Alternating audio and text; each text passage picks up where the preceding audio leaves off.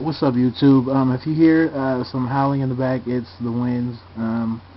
It's really windy out here today, so my window's closed, but you can still hear it howling. I'm going to talk about understanding somebody's conditions versus accepting somebody's conditions. Um, Let me start off with a little real life scenario. My younger sister is still in high school. And she gets a lot of attention from the black dudes, right? Now, a lot of these dudes don't have a father present, so, they're pretty much wilding out. The lip pierced, the skinny jeans, and all that other shit that's just so feminine, but they don't even know it. And their moms thinks it's cute, right? So she gets a lot of attention from these dudes. And what do I tell her? Don't talk to him, and if you bring him home, I'll probably beat the shit out of him. Real talk. Um, Now, I understand their conditions. I understand why them young boys are like that. I understand why they have their lip pierced and all that other shit, and they got the skinny jeans on. I understand that, right? I could write an essay on it. But I choose not to accept it, and I choose not to let my little sister accept it, and that's the difference. Because at the end of the day, you have your own standards, right? You have your own life that you want to live. Um, Let me use another case in point, because I feel like this is the best way to get the point across. If you have an ex-felon who grew up without a dad in the home, right? His whole life up to 26 was just, shambles, in and out of jail. And he goes to jail and he gets his shit together, right? He gets a job, or not even that. He gets the education. He does one of those earn your GED or earn a bachelor's degree or get your AA shit that they had in prisons. I don't know if they had it anymore. It was actually a good program. But because of budget cutbacks and just, the fact that people didn't like convicts being educated, a lot of those programs have stopped. But anyways, so say you have a guy like that, who comes out of jail reformed.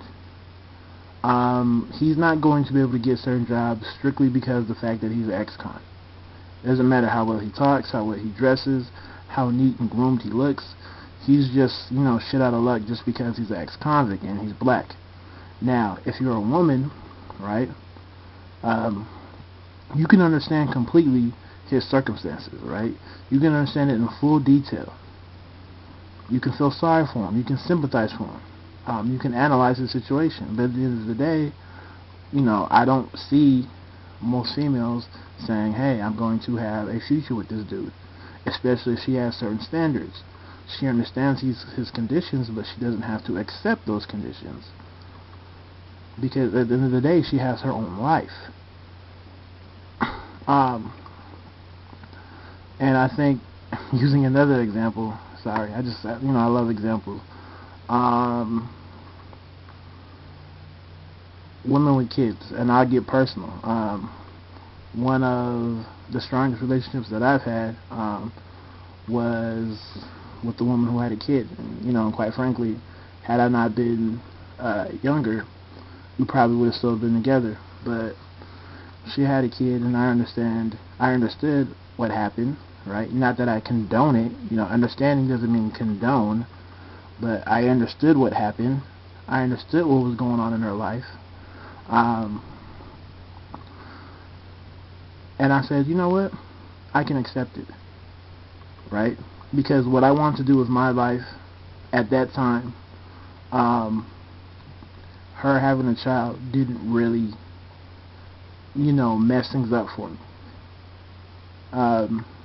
Because at the end of the day, I love kids, not just on some trying to win points, but, I get along well with kids, they love me, and, I'm a big kid myself. So we kind of interact.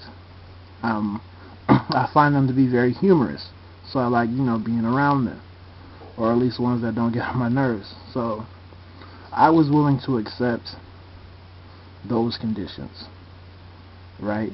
And I understood her conditions. So in closing, both sides and anybody else who's, non-black, who's listening to this, needs to understand the difference, right? I understand the conditions of a lot of women, it's not that, you know, a lot of black men like myself aren't stupid. You know, we understand all the social factors that influence black women just as well as we understand how they influence us. But I don't have to accept all of them for various reasons. You know, I'm not going to get into, oh, how come you don't accept it, Pink? Like, you know, why accept it here and why not accept it there? But, you know, that's a whole different can of worms in itself. So, I understand that. Fellas understand that too. I see a lot of dudes who want to turn it around after they've had a long time of not really doing shit, and they want the best of women to still want them. It is what it is.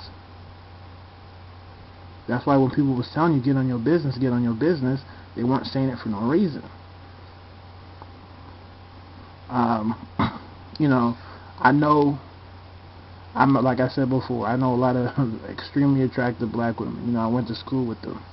And I used to feel sorry for the dudes who would really try to holler because they would get shut down. And I understood why. Just because the women had certain stuff going on. It wasn't that, you know, they had their head in the sky, but, you know, they were being proactive. And when you're not necessarily in school, what you can do is kind of capped. It's not the end of the road, but it is limited. But at the end of the day, a lot of these women understand, you know, their conditions, but they don't want to accept it. So, anyways, tell me how you feel. Take it easy. Once again, if you hear the howling in the back, it's just the wind.